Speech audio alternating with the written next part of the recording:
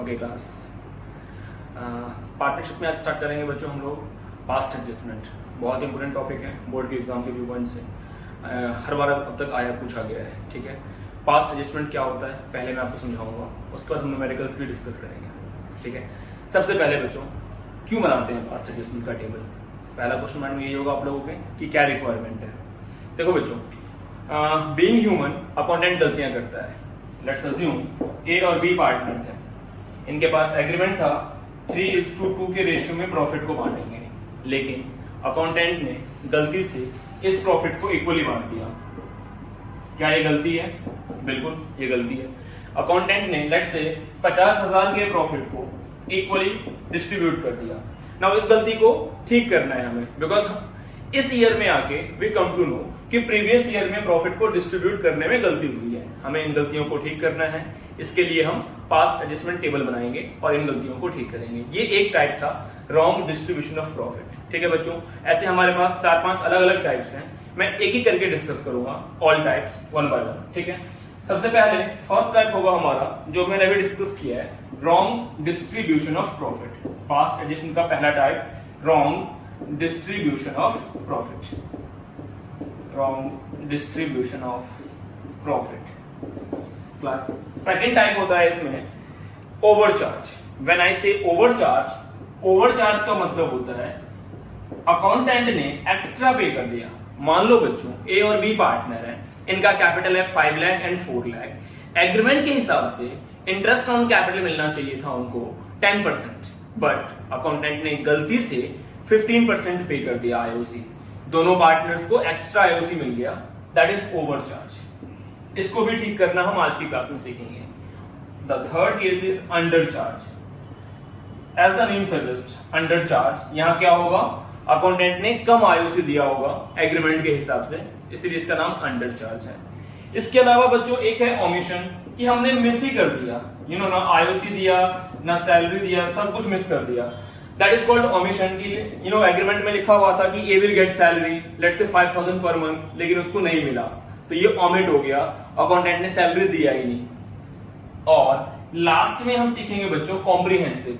जब मैं कॉम्प्रिहेंसिव कहता हूं तो कॉम्प्रिहेंसिव में मिक्स गलतियां होंगी, मतलब केस 1, केस 2, केस 3, इन सब में अंडरचार्ज भी हो सकता है, ओवरचार्ज भी हो सकता है, ओमिशन भी हो सकता है, और प्रॉफिट को भी हम गलत डिस्ट्रीब्यूट कर सकते हैं। तो इन सब का मिक्स इज कॉम्प्रिहेंसिव। हमारे पास ये सारे अलग अलग केसेस हैं आज की क्लास में डिस्कस करने के लिए। मैं सबसे पहले स्टार्ट करूंगा केस 1 से, रॉन्ग डिस्ट्रीब्यूशन ऑफ प्रॉफिट। फिर मैं आप लोगों को टेबल बनाना भी सिखाऊंगा कि हम टेबल कैसे बनाते हैं और हम एंट्रीज इनको ठीक कैसे करते हैं। राइट, सबसे पहले रॉन्ग डिस्ट्रीब्यूशन ऑफ प्रॉफिट समझते हैं इसको बच्चों कि ये होता क्या है। यहां पे अकाउंटेंट ने गलती की है प्रॉफिट को डिस्ट्रीब्यूट करने में, उसने प्रीवियस ईयर में गलत प्रॉफिट डिस्ट्रीब्यूट किया है। अब मेरे वाले एग्जांपल में जैसे मैंने कहा था कि ए और बी पार्टनर है और उनका रेशियो 3:2 है। ए और बी पार्टनर है और इनका रेशियो 3:2 था। Profit of 50,000 was distributed equally. Profit of 50,000 was distributed equally. बहुत बेसिक सा क्वेश्चन है बच्चों, distributed equally. Now मुझे बताओ 50,000 का प्रॉफिट डिस्ट्रीब्यूट इक्वली हुआ है, इट मींस प्रीवियस ईयर में ए को कितना पैसा मिला होगा। सर 50,000 का अमाउंट है, इक्वली डिस्ट्रीब्यूट किया होगा, इसका मतलब ए को मिला होगा 25 और बी को मिला होगा 25। मैंने ए का कॉलम ड्रॉ किया, बी का कॉलम ड्रॉ किया, एक एडिशनल कॉलम फॉर्म का होता है टोटल अमाउंट के लिए। ठीक है, और हर कॉलम में एक डेबिट है एक credit, debit credit, debit credit. पहले टेबल बनाना सीखो। अगर 3 पार्टनर होते तो ए, बी, सी और मैं एक और लाइन ड्रॉ करता फॉर्म के लिए, करेक्ट। तो हमेशा अगर पार्टनर 3 है तो 4 कॉलम, पार्टनर 2 है तो 3 कॉलम। ठीक है, सबसे पहले मुझे बताओ प्रॉफिट 50,000 का डिस्ट्रीब्यूट कैसे किया था पार्टनर्स ने। सर इक्वली डिस्ट्रीब्यूट किया था, तो क्या करेंगे, उस पैसे को हम वापस ले लेंगे।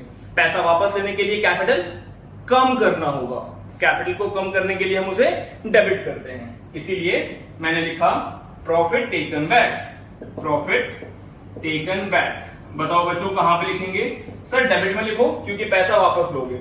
आपने 50,000 को इक्वली डिस्ट्रीब्यूट किया था लास्ट ईयर में अकाउंटेंट ने, तो 25 प्रॉफिट टेकन बैक ए से वापस लिया 25, बी से वापस लिया 25, और फर्म के क्रेडिट में आ जाएगा बच्चों 50,000। नाउ प्रॉफिट मिलना कैसे था? एग्रीमेंट के हिसाब से 3:2 का रेशियो है, तो ए को मिलना चाहिए था कितना बच्चों? 30,000। तो मैंने लिखा profit to be given, profit to be given. Sir ratio 3:2 का है, तो इसे मिलता 30,000 और बी को मिलता 20,000। नाउ बच्चों आप इसे बैलेंस करके देख लो, हायर क्या आ रहा है? आप देखोगे कि हायर यहां पे आ रहा है बच्चों क्रेडिट, कितने से?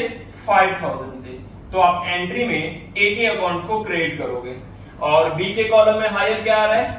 5,000 से डेबिट, तो बी से आप 5,000 ले लोगे। अगर मैं आपको लॉजिकली बताऊं तो ए को 25,000 मिल चुका था, but he was entitled to receive 30,000। A को 5,000 कम मिला था, इसीलिए मैं 5,000 ए को क्रेडिट कर रहा हूं। मैं ए को 5,000 रुपए दे रहा हूं, रीजन उसे पैसा कम मिला था लास्ट ईयर, गलत प्रॉफिट डिस्ट्रीब्यूट हुआ था, और गलत प्रॉफिट डिस्ट्रीब्यूट करने के कारण बी को एक्स्ट्रा मिल गया था। Actually B was entitled to receive 20 only, but because accountant ने गलती कर दी तो उसे मिला था 25,000, इसीलिए मैंने बी से पैसे ले लिए, उसका अकाउंट डेबिट कर दिया। आई होप ये वाला केस आपको बच्चों समझ में आ गया होगा, रॉन्ग डिस्ट्रीब्यूशन ऑफ प्रॉफिट। अब हम सेकंड केस करेंगे।